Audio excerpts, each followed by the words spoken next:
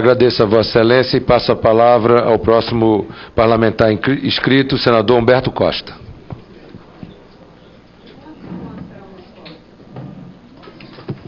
Senhor presidente, senhoras senadoras, senhores senadores, acho que há um consenso entre todos que aqui estão, sejam os que defendem de forma absolutamente incondicional o teor da medida provisória, quanto aqueles que têm críticas de conteúdo bastante amplas, de que há um objetivo claro na medida provisória, que é o de procurar superar um problema que nós já estamos até cansados de ver aqui. Todos que vieram aqui mostraram o diagnóstico. Enfim, há um entendimento de que há uma situação que precisa ser mudada e há um entendimento de que a medida provisória avança numa série de aspectos e pontos. Me parece, pelo que eu tive a oportunidade de acompanhar aqui das discussões, eu quero confessar que eu não tenho nenhuma especialização de conhecimento em portos, enfim, mas acho que há 3 questões que eu gostaria que pudessem ser melhor explicadas, particularmente pelo ministro.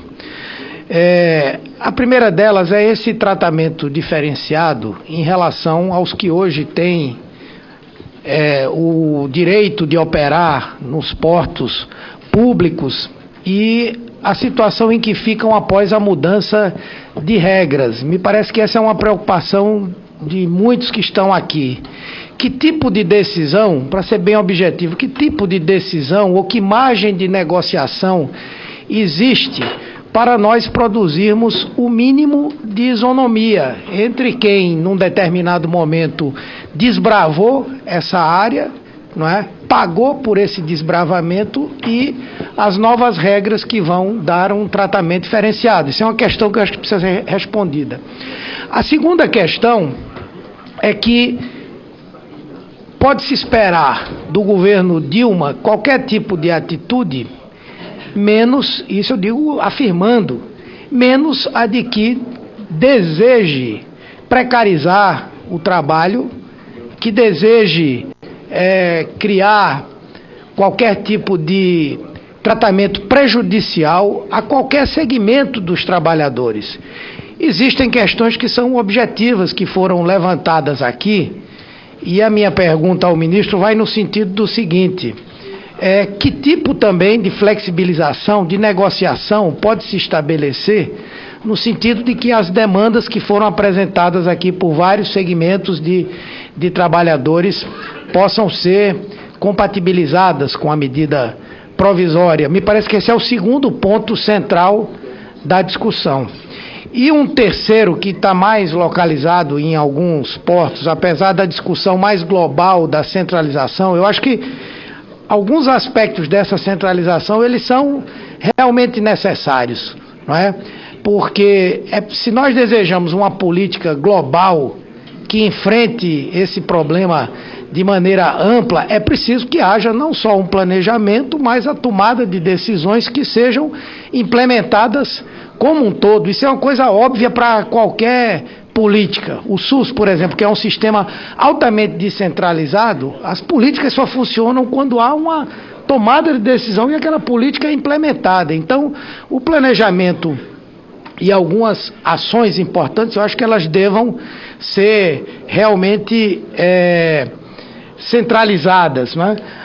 Porém, eu pergunto se esse aspecto que tem sido levantado, particularmente pelas bancadas tanto do Senado quanto da Câmara Federal do Estado de Pernambuco, e que dizem respeito a caracterização, não só a caracterização daquele porto, mas a essa decisão de realização das licitações a partir dos órgãos nacionais. É importante também dizer que isso não acontece sem razão. Às vezes as pessoas chegam aqui e fazem um discurso aguerrido, às vezes até bonito, mas esquecem de dizer, por exemplo, que Suape há 10 anos não licita o segundo terminal. Fala-se de uma eficiência e nós sabemos as razões também, porque muitas vezes há posições tomadas para favorecer monopólios. A questão concreta é essa. Logicamente que quem analisou esse quadro observou isso também. Constatou que, apesar de esse poder ser delegado à administração portuária de Suape, isso não foi feito. Agora, a partir dessa constatação, nós levarmos a um processo de centralização que sequer o ato de licitar possa ser de iniciativa do Porto, eu acho que talvez a gente esteja um pouco exagerando. Nós podemos ter um planejamento, nós podemos ter um contrato de gestão que diga as metas, quem vai fazer o quê, qual é a vocação de cada porto, mas chegar ao detalhe de talvez concentrar na mão das autoridades nacionais a licitação, eu acho que poderia ser ponderado. Então eu pergunto a Vossa Excelência se há espaço de negociação também nesse terceiro ponto. Pelo que eu pude sentir nessas discussões aqui, esses são os 3 pontos mais debatidos. Obrigado, desculpe aí por ter extrapolado a hora.